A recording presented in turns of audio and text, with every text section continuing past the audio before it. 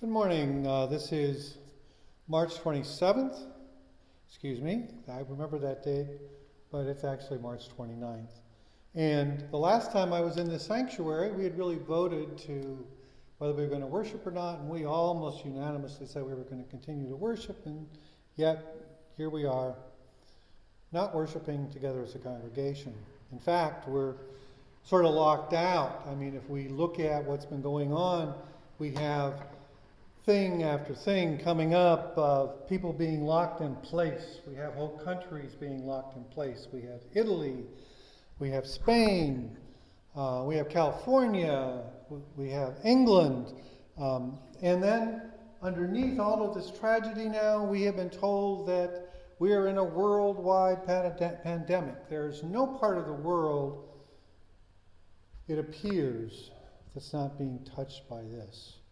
But not just in an abstract way. We also have that whole financial turmoil of things going on, the Wall Street market dropping the most it's ever dropped in one day, the uncertainty about what's going to happen in our future. And as we look at this place, what I'd like to do is just take a moment to give sort of a theoretical perspective. Now, the person that first started to think about developing things in stages was Kubler-Ross, and some of you may remember you read this in college or maybe later on when we looked at the 4 stages of grief. And Kubler-Ross made lots of observations of people and grief and then sat down and tried to say, okay, well, what seems to be the process that most people move through as, in this particular case, they get the news that they're going to be dying or that someone close to them is dying. So the first thing is denial. This isn't happening to me. I'm going to continue living the life the way that I've always lived. The second thing is anger. All right, this is really happening to me, but why? I'm upset about that. And then, once the anger dies down, bargaining. If I could just get this much done, if just this could happen, then I could accept it. And then the realization, bargaining doesn't happen, I don't have control, so what we feel is depression. It's like being at the bottom of a pit and there's nothing I can do.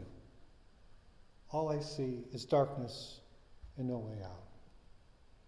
And then finally, a sense of acceptance. All of this has happened. Now what do I do with what's really going on? Now, change people have sort of taken that same thought, and you can see that in this curve, and applied it to change. So at the beginning of it, it's saying, okay, we get this news and we see shock and denial, and all we have to do is think about what's been happening in our country since January, and we can think of lots of people that do shock and denial. I even heard of the fact that young people were having a coronavirus party where they would deliberately come together and break all the rules to prove that they could conquer coronavirus with their own ego. Unfortunately, one of the people at the Corona's party actually did get the disease. Now, one of the readings that we had for today was from the book of Ezekiel. Now, you remember the book of Ezekiel. It opens up with images. And the first image is Ezekiel with his wheel and the wheel coming down. And in Ezekiel, that wheel is God coming to Ezekiel, telling him now, you need to preach to your people. And we see here the images that were part of all that. The eating of the word of God that went into his mouth. The cherubs that were not just a normal cherub, but had multi-beast. And the wheels within the wheels. And God supreme upon the throne. One might ask, why did Ezekiel feel a need to speak with images and not words, or not just words? And if you really think about this process of adjusting to rapid change, it is not an intellectual change. I cannot intellectually say, okay, there is a COVID-19 out there and it's just the way it is and I'm going to stay at home and I'm going to be happy about that. That's not what happens. What happens is that emotional curve that we were looking at. And how do you speak to emotions? Now in Ezekiel's case, the people there were in a very bad situation. If we remember the history of the Judah people, and remember the Judea people were located in the middle, they were on a sort of a mountainous kind of terrain. They were the 2 tribes left out of the 12 tribes when the Israeli people split into the northern kingdom and the southern kingdom after the death of Solomon. And what happened was that the Babylonians first came and didn't really conquer, but the king of Judea capitulated. And then he resisted. So the king of Babylon came in just to show him and took all the wealth of the temple, took all the treasure. 30% of all the people that were there, particularly the leaders, were stripped and brought away and put into positions in the Babylonian hierarchy. And then, in an act of rage, he blinded the king and set up a puppet government. Now, everything went all right for a few years, and then Judea again thought, well, we're going to be free again. We're God's people, and they rebelled. This time, when the Babylonian came in, they destroyed the temple, absolutely leveled this beautiful structure that Solomon had built and that the Jewish people felt contained God's presence here on earth. And even in the secular sense, the king of Babylon leveled the walls. So they had no security at all from all the enemies that were around them. So their worship was totally destroyed. Their military center was totally destroyed, and they had no control. And in the words of Ezekiel, the people were dry bones. The essence of the bones was so emaciated that there was nothing left. And so in this image, in Ezekiel's way, he comes to the valley of the dry bones. And God brings those bones to life. And he's saying, just as I brought these bones to life, so I can blow my breath, I can blow my spirit, I can blow in the Hebrew word Rama. And this will bring life again to even that which was so dead. Now, if we look at the time that this was written, they were still in Babylonian captivity. Ezekiel was not saying that we don't have rough times to go through. Ezekiel was not saying that indeed all that we had and valued spiritually, all that we had and valued as a nation are destroyed. He didn't deny that. He just said if we really look at the Spirit, what really keeps things going, it's God's Ra. The Hebrew word is logos. That is what is important. Now, in the reading from the Gospel of John, we came to this crucial event in Jesus' ministry, where Jesus was away from Judea. In this case, what they're referring to is Jerusalem. And the ferment against Jesus had built up there. The crowds were wrapped to an angry point. And the news of Lazarus' death comes.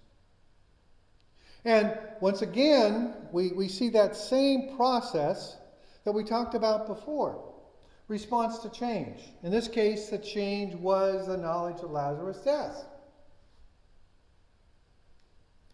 Jesus talked to the disciples and he says, I got to go take care of Lazarus because he's asleep. And they think, gee, maybe he's just asleep. Let him sleep. Sleep's good for him. He'll feel better. And Jesus says, no, you don't understand.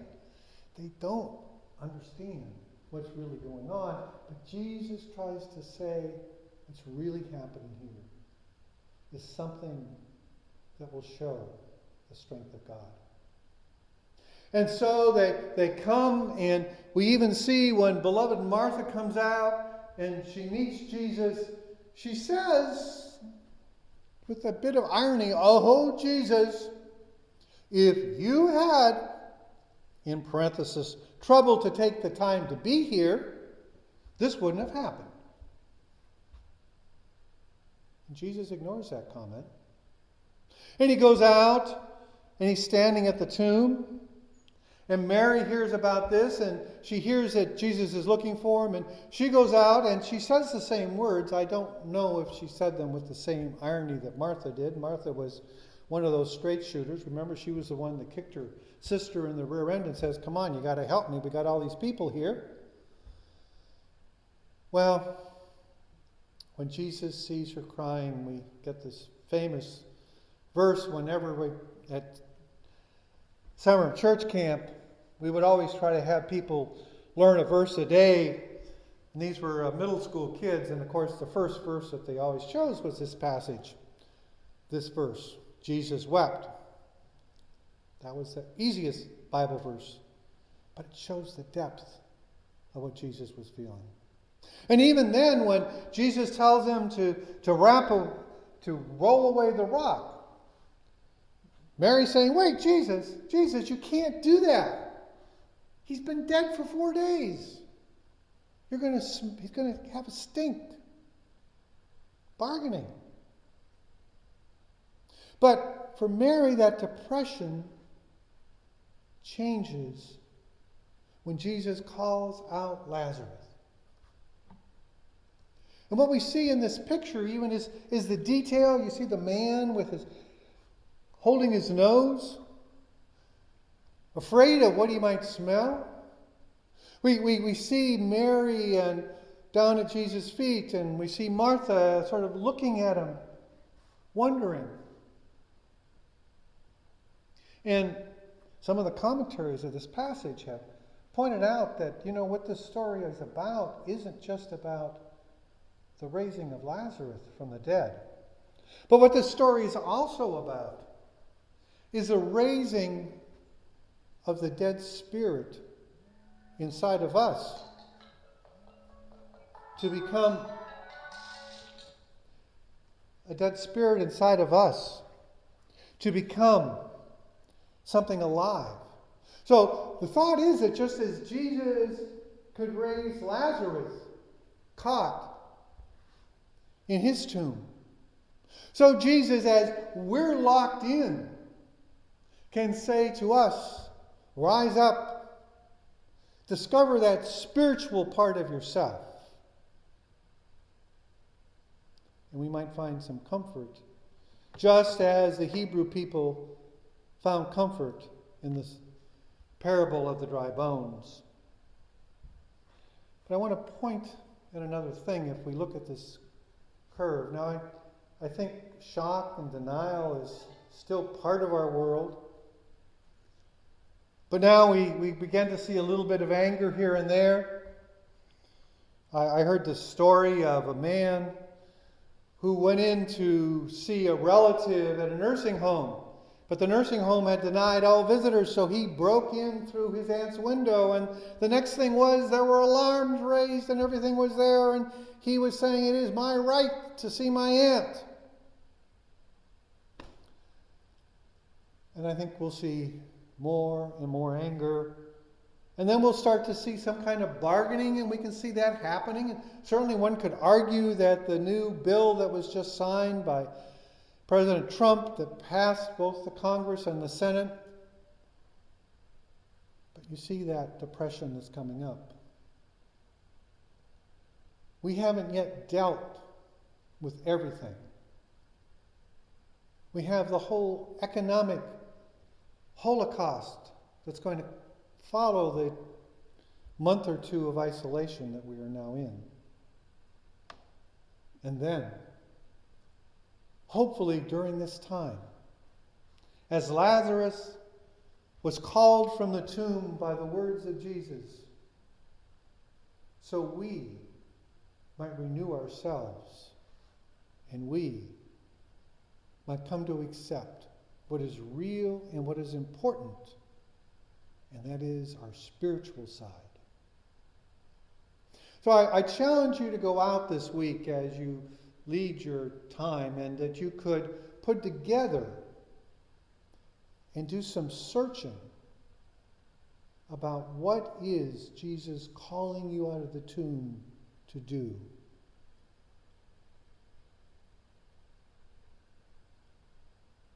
Amen.